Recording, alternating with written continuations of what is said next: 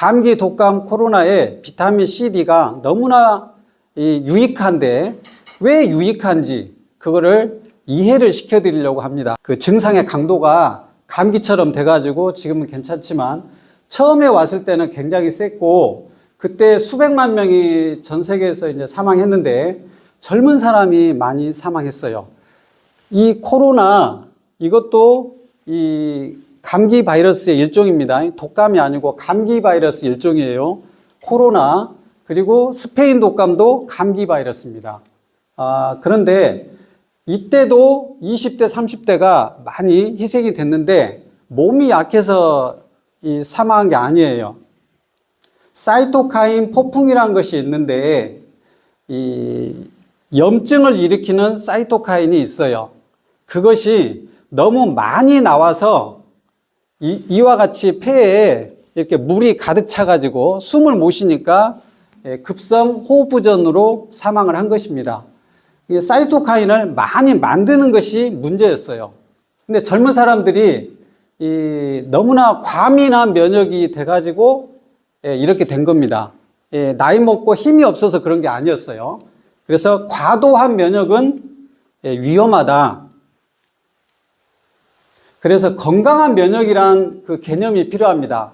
건강한 면역이란 건 뭐냐면 어떤 바이러스, 세균 뭐가 들어왔을 때 그거를 퇴치를 하면서 전쟁이 벌어지겠죠. 고름도 나오고 염증이 생기겠죠. 그러면 그 전쟁터에 우리 몸의 세포도 죽겠잖아요. 그런데 아무튼 적군은 물리치면서 우리 세포는 최소화할 수 있는 거기까지만 염증이 일어나야 되는 겁니다. 그 이상 일어나면은 이제 우리가 손상을 입는데 너무나 과민하게 일어나면 이렇게 사망까지 할 수 있는데 올해 노벨상 그 노벨의학상 그 타신 그 분이 연구한 것이 바로 이것에 관한 거예요. T 조절 세포라고 과민한 면역을 이렇게 딱 브레이크를 걸어주는 세포가 T 면역 세포거든요. T 조절 세포. 그래서 비타민 C와 비타민 D가 우리 몸에 충분히 있으면 과민한 면역을 브레이크를 걸어줍니다. 그리고 낮은 면역은 올려줍니다. 건강한 면역을 유지시켜주는데 비타민 C, D가 꼭 필요합니다. 우리 혈액 속에 비타민 C의 농도가 50 마이크로몰, 백혈구의 일종인데 림프구의 농도는 3800 마이크로몰, 75배 차이가 납니다. 그래서 이 백혈구는 비타민 C가 굉장히 많이 필요합니다. 부족하면 문제가 생겨요. 비타민 C가 얼마나 신기하냐면 여기 보시면 백혈구가 이 세균을 몸 안으로 아메바처럼 포식을 해가지고 이 세균을 죽이는데 활성산소로 죽입니다.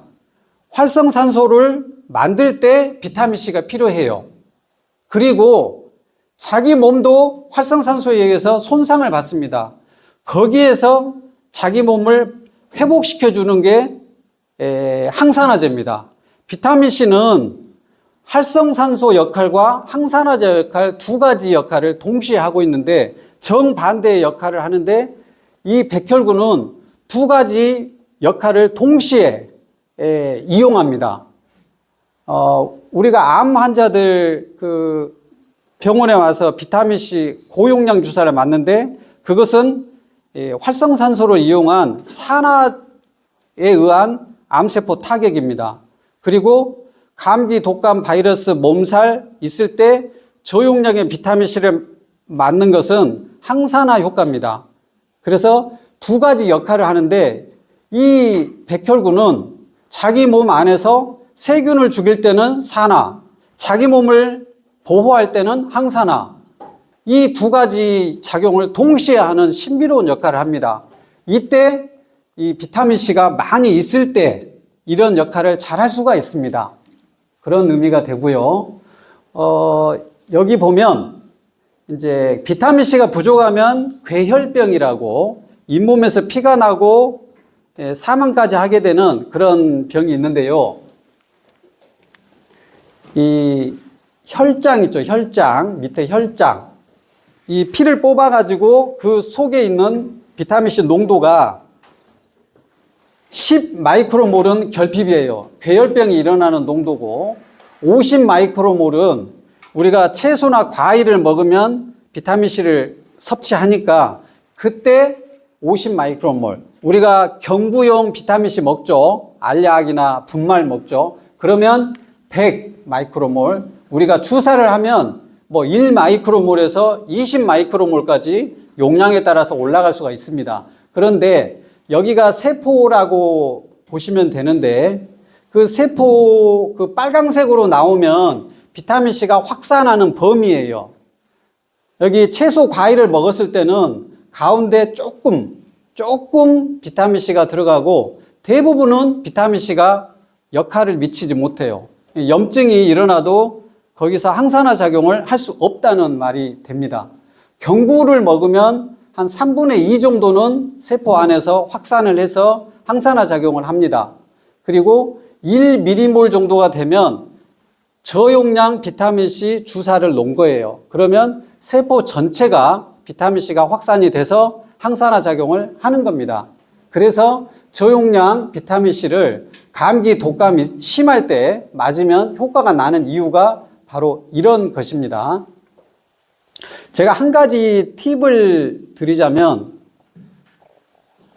그 청년들이 PC방에서 2박 3일 동안 쉬지 않고 게임을 합니다.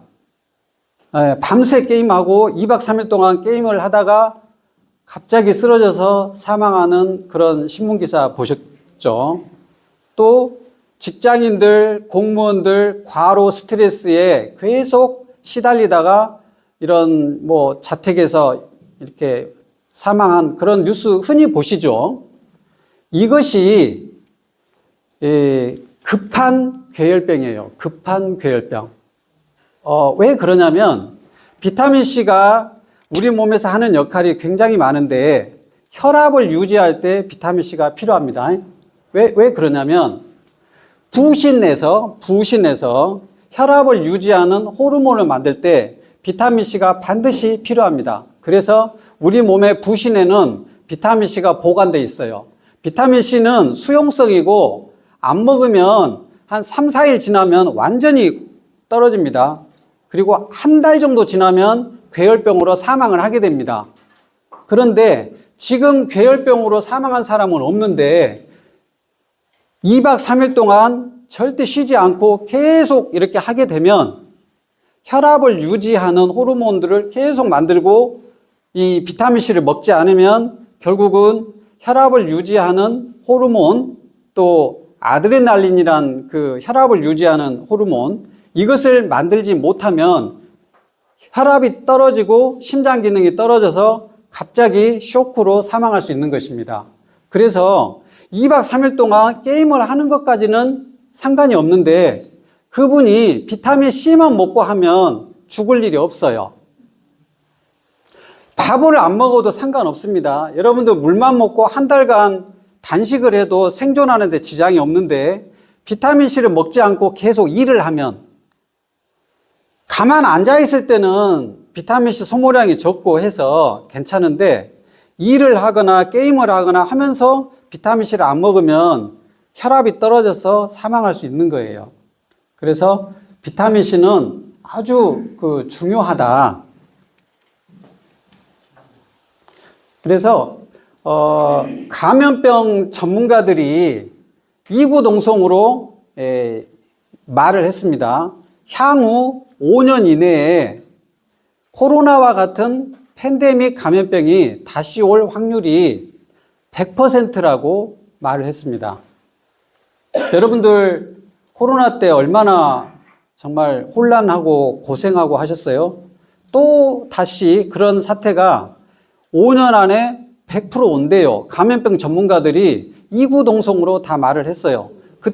건강한 면역을 갖고 있으면 우리가 걸리는 것도 적게 걸리고 걸려도 사이토카인 폭풍 같은 그러한 일이 없다는 겁니다.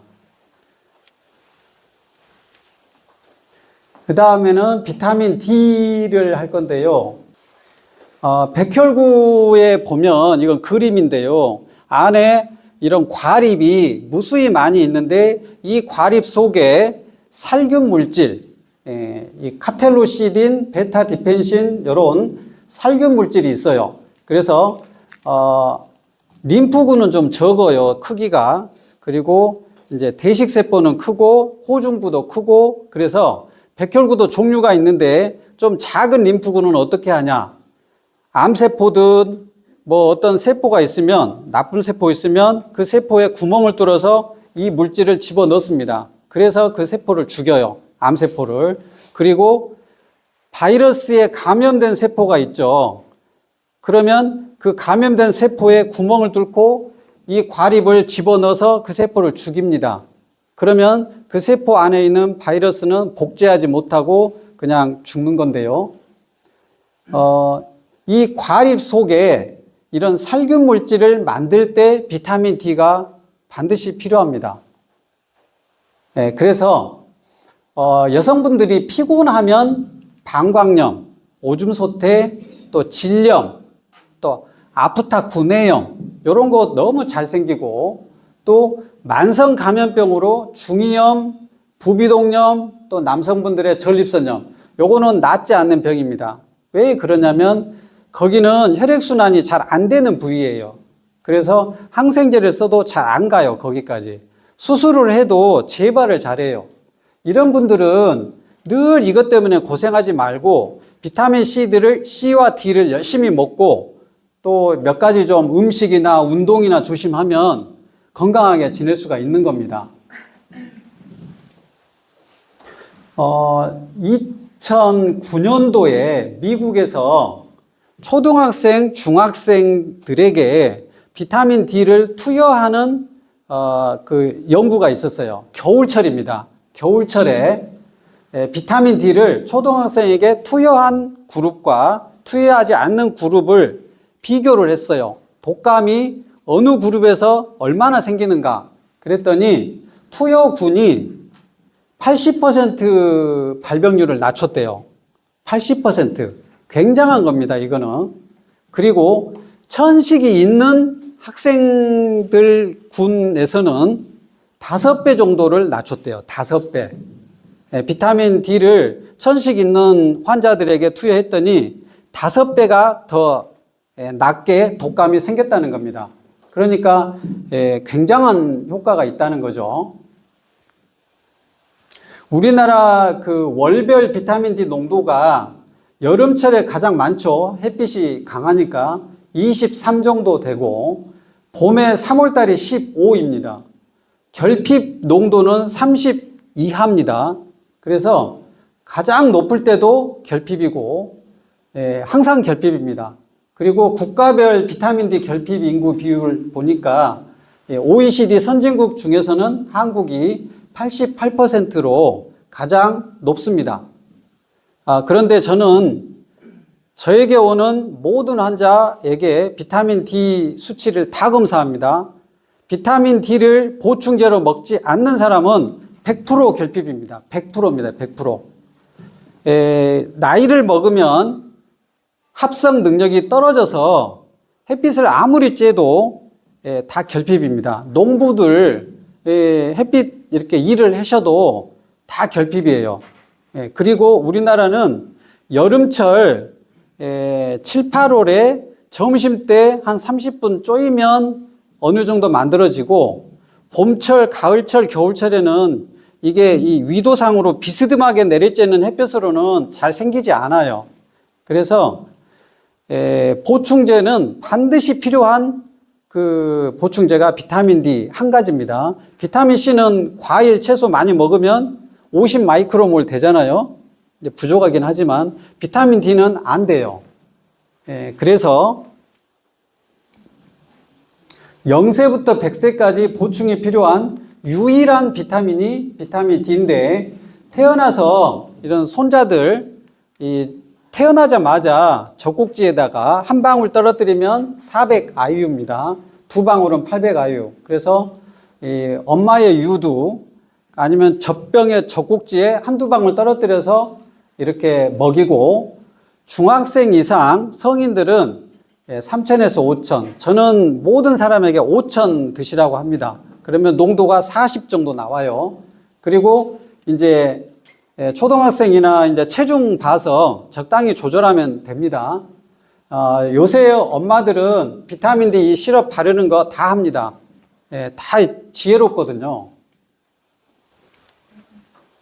그래서 요약을 하면 비타민 C, D는 평소에 꾸준히 복용하는데 비타민 C는 6에서 9g을 분복하시고 나눠서 먹어야 돼요. 왜냐하면 이 방광기가 6시간이어서 일정한 농도를 유지하기 위해서는 한 3번은 나눠 드시는 게 좋아요. 비타민 D는 하루에 한 번 드시면 되고요. 지용성이거든요. 그래서 5,000 드시면 되고, 만약에 여러분들이 오줌 소태가 났다, 뭐 몸살이 났다, 독감에 걸렸다, 이때는 2배로 한 일주일 정도 드시면 되는 겁니다. 2배로 늘리시면 되는 거예요.